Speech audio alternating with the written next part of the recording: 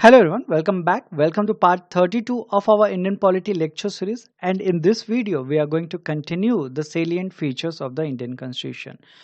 Previous video में हमने salient features of Indian constitution का पार्ट 1 देखा था. इसमें हम पार्ट 2 देखेंगे and these are the remaining topics which we are going to cover in this video. और इसके साथ ही salient features of Indian constitution का जो चैप्टर है वो खत्म हो जाएगा और अगले वीडियो से हम शुरू करेंगे preamble of the Indian constitution. तो चलिए स्टार्ट करते हैं आज का वीडियो.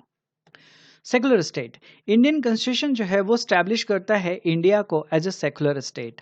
और इंडिया में जो सेकुलरिज्म फॉलो होता है दैट इज पॉजिटिव सेकुलरिज्म.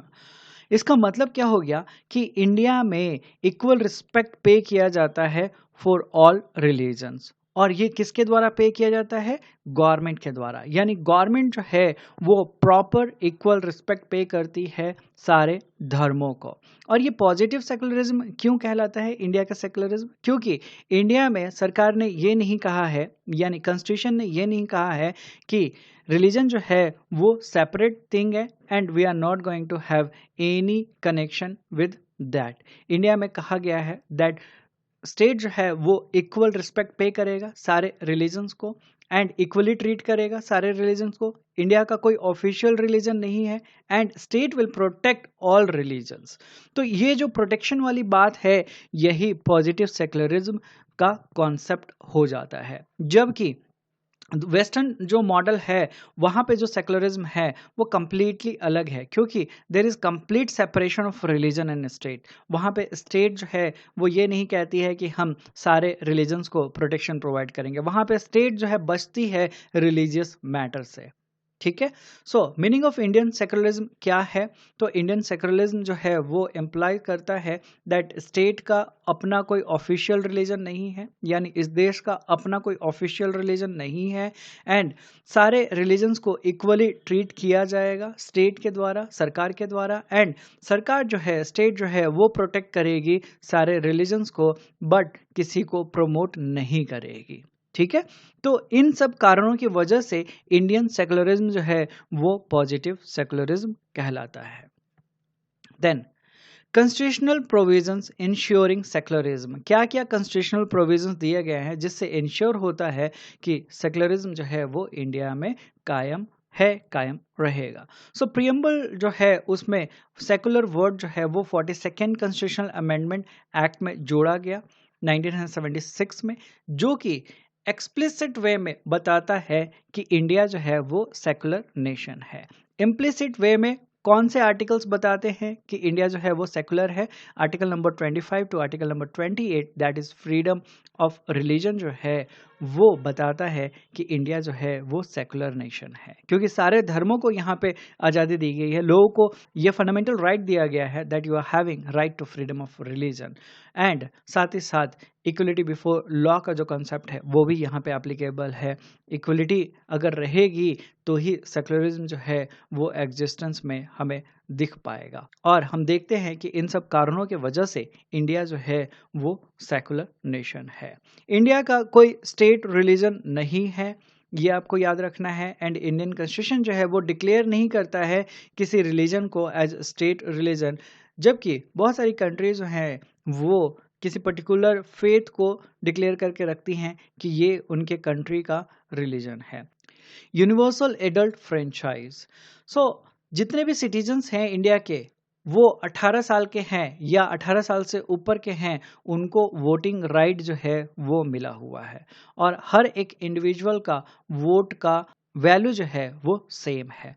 पहले इंडिया में वोटिंग राइट जो है 21 साल की उम्र में मिलता था, बट उसे रिड्यूस करके कर दिया गया है 18 साल. और ये कब किया गया है? बाय 61st अमेंडमेंट एक्ट, जो कि 1988 में लाया गया था. So in the comment section can you please let me know that who was the prime minister जिस समय ये अमेंडमेंट जो है लाया गया था. ठीक है, क्योंकि इंपॉर्टेंट क्वेश्चन है, पूछ लिया जाता है. ठीक, तो अभी कितना वोटिंग एज है? तो 18 साल. ठीक है. And there is no discrimination on caste, religion, sex, literacy, wealth. Okay. पहले हम देखते थे कि जब ब्रिटिश एरा था तो उस समय लोगों को वोटिंग राइट दिया गया था on the basis of property, on the basis of tax which was being paid by that individual, on the basis of education. But जब भारत आज़ाद हुआ तब भारत की जनता को वोटिंग राइट दिया गया है on the basis of age. बस एज क्राइटेरिया जो है वो आप फुलफिल कर लेते हो, उसके बाद फिर आपको वोटिंग राइट मिल जाता है। हाँ, आप अनसाउंड माइंड के नहीं होने चाहिए एंड आप अगर 18 ईयर्स एंड एबव है तो आपके पास वोटिंग राइट है। ओके, देन इंडिया में सिंगल सिटीजनशिप का कॉन्सेप्ट जो है वो रखा गया है। कॉन्स्टिट्यूशन जो है वो प्रोवाइड करता है सिंगल सिटीजनशिप। इंडियन सिटीजनशिप किसी स्टेट का सिटीजनशिप नहीं देता है। और सिंगल सिटीजनशिप का मतलब क्या है कि सारे जो सिटीजन्स हैं वो इंडिया के ही सिटीजन्स हैं, कहीं और के सिटीजन्स नहीं है, और उनके पास सिर्फ सिंगल सिटीजनशिप जो है वही एग्जिस्ट कर रही है and no separate citizenship of states. ऐसा नहीं है कि आप पर्टिकुलर स्टेट में रहते हो इसलिए आपको स्टेट का सिटीजनशिप दिया गया है एंड फिर आपको इंडिया का सिटीजनशिप दिया गया। नहीं, आप इंडिया के किसी भी स्टेट में रहते हो, इंडिया के किसी भी कोने में रहते हो, अगर वो टेरिटरी जो है इंडिया में कंसिडर होती है, वो इंडिया की टेरिटरी है, then you will be called as Indian citizen और आपके पास एक ही सिटीजनशिप रहेगा, दैट इज इंडिया का सिटीजनशिप। हर जो सिटीजन है वो एंजॉय करता है same political and civil right throughout the country. ऐसा नहीं है कि आप एक स्टेट से दूसरे स्टेट में चले जाओगे तो आपका पॉलिटिकल राइट सिविल राइट जो है वो बदल जाएगा, जी नहीं।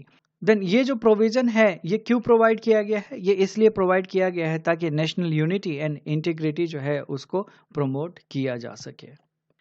Then independent constitutional bodies. So Indian constitution जो है वो प्रोवाइड करता है for establishment of independent constitutional bodies, ताकि इंश्योर किया जा सके कि डेमोक्रेसी जो है वो एफिशिएंटली फंक्शन कर रहा है एंड ये जो बॉडीज हैं इनका एडमिनिस्ट्रेशन जो है वो इम्पार्शियल रहे, न्यूट्रल रहे एंड एफिशिएंट रहे। ये एग्जीक्यूटिव के प्रेशर में ना आए इसीलिए इनको अलग से क्रिएट किया जाता है और इनके एस्टेब्लिशमेंट की बात जो है कॉन्स्टिट्यूशन में की गई है, डायरेक्टली मेंशन किया गया है इन चीज़ों को कॉन्स्टिट्यूशन में, दैट्स वाई ये इंडिपेंडेंट कॉन्स्टिट्यूशनल बॉडीज हैं। ठीक है, और इनका इंडिपेंडेंस जो है किस तरीके से इंश्योर किया जाता है, तो सिक्योरिटी ऑफ टेनियर जो है दिया जाता है उन इंडिविजुअल्स को जो ये ऑफिस होल्ड करते हैं एंड फिक्स सर्विस कंडीशन जो है वो प्रोवाइड किया जाता है and they are not subjected to executive control, यानी एग्जीक्यूटिव जो है वो इनको कंट्रोल नहीं करता है, ये अपने आप में इंडिपेंडेंट बॉडी है। संविधान से इनको बताया जाता है कि आपकी क्या ड्यूटीज़ है, आपको किस तरीके से वो ड्यूटीज है वो करनी है। ठीक है, एंड इंडिपेंडेंस जो है वो एसेंशियल क्यों है, ताकि फ्री एंड फेयर इलेक्शन जो है वो कराए जा सके इंडिया में, फाइनेंशियल अकाउंटेबिलिटी जो है वो मैनेज की जा सके एंड सिविल सर्विसेज में लोगों का सिलेक्शन जो है मेरिट बेस पे किया जाए, ना कि बस घूस लेके या फिर किसी को फेवर करके करवाया जाए। देन इम्पार्शियल एडमिनिस्ट्रेशन जो है वो एग्जिस्ट करे इंडिया में, इस वजह से इंडिपेंडेंस जो है दिया गया है इन कॉन्स्टिट्यूशनल बॉडीज को और इनका उद्गम जो है, इनका ओरिजिन जो है वो डायरेक्टली कॉन्स्टिट्यूशन में मेंशन किया गया है। देन इमरजेंसी प्रोविजंस के बारे में भी इंडियन कॉन्स्टिट्यूशन में बात किया गया है। नेशनल इमरजेंसी के बारे में बताया गया है under article 352 of Indian constitution. State emergency के बारे में बताया गया है under article 356 of Indian constitution. Then financial emergency के बारे में बताया गया है under article 360 of Indian constitution. और इंडियन कॉन्स्टिट्यूशन का एक यूनिक फीचर ये है कि जब भी इमरजेंसी लागू किया जाता है तो जो फेडरल सिस्टम है वो automatically unitary form, central form में चेंज हो जाता है without having any amendment in the constitution. ठीक है, तो ये बात आपको याद रखनी है। इन चीज़ों को आपको अगर डिटेल में देखना है तो डिस्क्रिप्शन में आपको लिंक मिल जाएगा, इन वीडियोस को देख के आप इस टॉपिक को बहुत ही अच्छे से कवर अप कर सकते हैं। ठीक है, इसके अंदर मैंने PYQs को भी लिया है और मैंने PYQ के थ्रू समझाने की कोशिश की है कि किस टाइप के क्वेश्चन जो हैं इसमें पूछे जाते हैं एंड जो भी डिटेल्स हैं इमरजेंसी प्रोविजंस के वो मैंने कवर अप किया है इन वीडियोस में। सो अगर आप इंटरेस्टेड हैं तो डिस्क्रिप्शन में लिंक मिल जाएगा, आप वहाँ से इन वीडियोस को देख सकते हैं। Then 3 tier government. ओरिजिनली हमारा जो संविधान है वो 2 टियर सिस्टम ऑफ गवर्नेंस देता था, पहला यूनियन गवर्नमेंट एंड दूसरा state government. But constitutional transformation हुआ and 73rd constitutional amendment act किया गया, 74th कॉन्स्टिट्यूशनल अमेंडमेंट एक्ट किया गया 1992 में, जिसके द्वारा थर्ड टियर ऑफ गवर्नमेंट जो है वो ऐड किया गया है in the form of local government. Panchayati Raj की हम बात कर रहे हैं एंड और जो चीजें हैं उसकी हम बात करेंगे, ठीक है। सो कॉन्स्टिट्यूशन जो है वो अब 3 टियर सिस्टम ऑफ गवर्नेंस देता है। इंडिया में हम देखते हैं यूनियन गवर्नमेंट है, स्टेट गवर्नमेंट है एंड लोकल गवर्नमेंट भी है।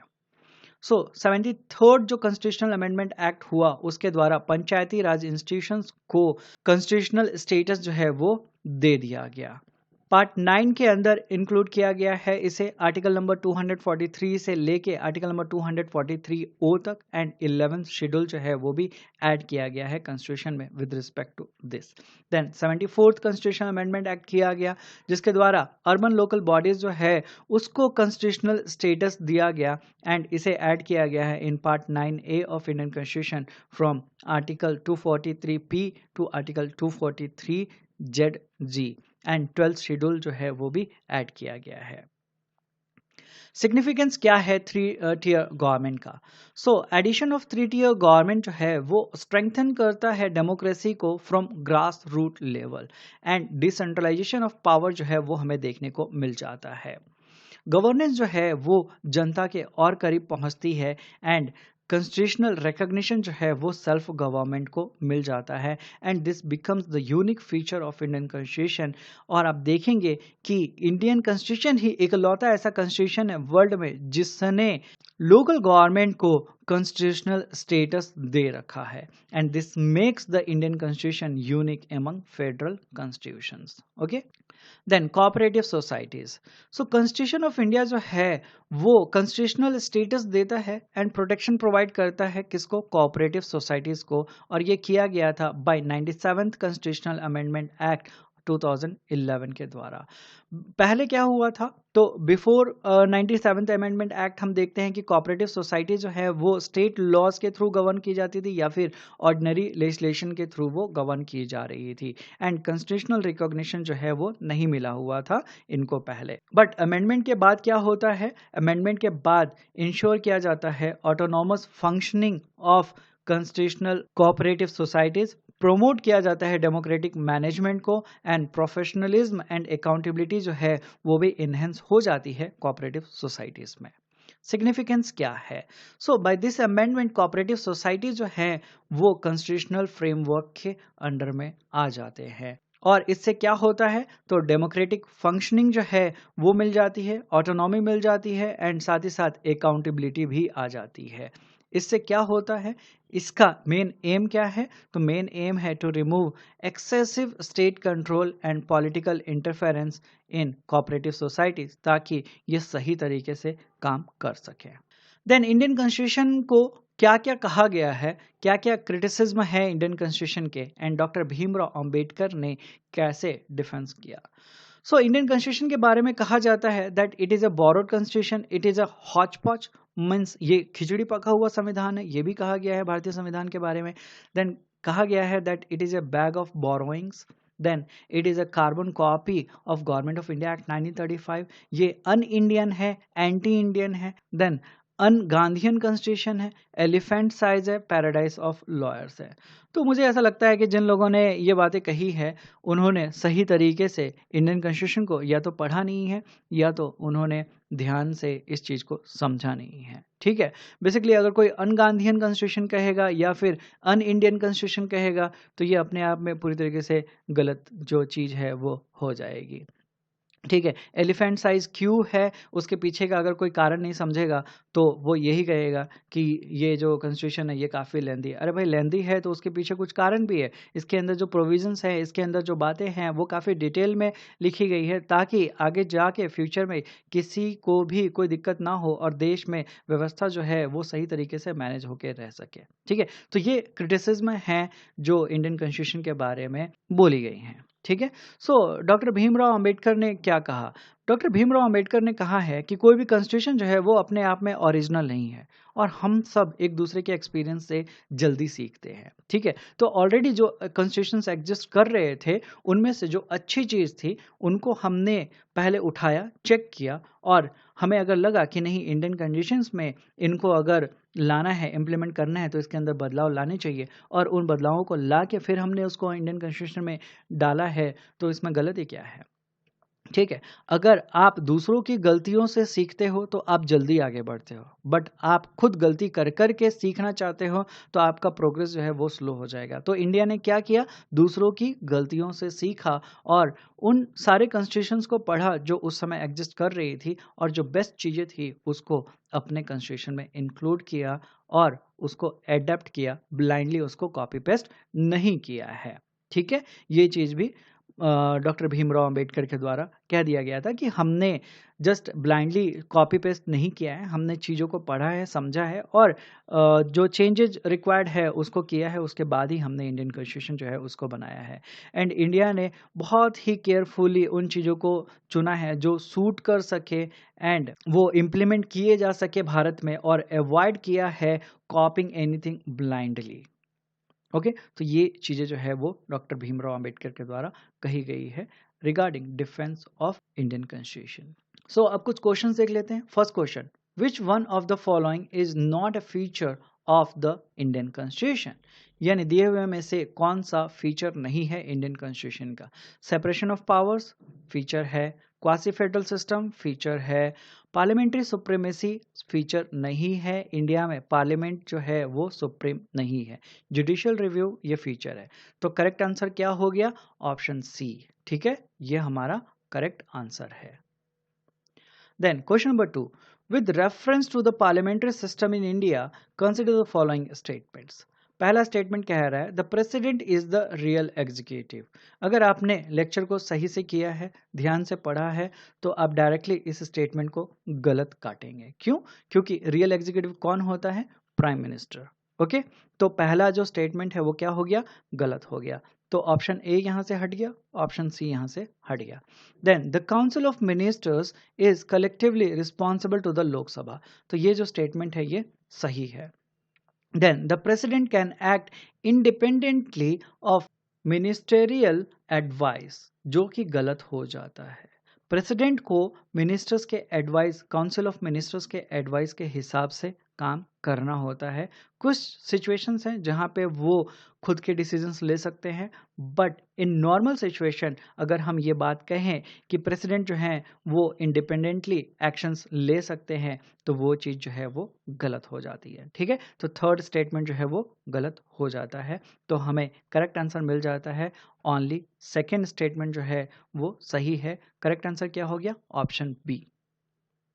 Then question number 3, the phrase federal in form but unitary in spirit mainly reflects which feature of the constitution? तो ये क्या रिफ्लेक्ट करता है? ये स्ट्रॉन्ग सेंटर को रिफ्लेक्ट करता है। ठीक है, then question number 4, which of the following reflects the concept of substantive equality? तो सब्सटैंटिव इक्वलिटी का मतलब क्या हो जाता है? इसका मतलब हो जाता है fair treatment based on actual conditions. ठीक है, सो इसका मतलब equal treatment of all citizens नहीं है, यूनिफॉर्म एप्लीकेशन ऑफ लॉज नहीं है, ट्रीटिंग अनइक्वल्स, ये इसका करेक्ट आंसर है। ठीक है, यानी अनइक्वल्स को अनइक्वली ट्रीट करके ही हम एक्चुअल में इक्वलिटी का कॉन्सेप्ट जो है उसको इम्प्लीमेंट कर सकते हैं। ठीक है, so that's all in this video. I hope कि आपको ये वीडियो पसंद आया होगा और आपने salient features of Indian constitution के सारे पॉइंट्स को सही से समझा होगा। अगर आपको वीडियो पसंद आया होगा तो प्लीज़ वीडियो को लाइक कर दीजिएगा, वीडियो को शेयर कर दीजिएगा। अगर कुछ डाउट्स रह गए हों तो आप कमेंट कर सकते हैं। चैनल को अभी तक आपने सब्सक्राइब नहीं किया तो प्लीज़ सब्सक्राइब कर लीजिएगा and hit the bell icon to get the latest notification. तो मिलूंगा मैं अगले वीडियो में और अगले वीडियो में हम स्टार्ट करेंगे preamble of the Indian constitution. Till then take care, bye bye, thank you, जय हिंद।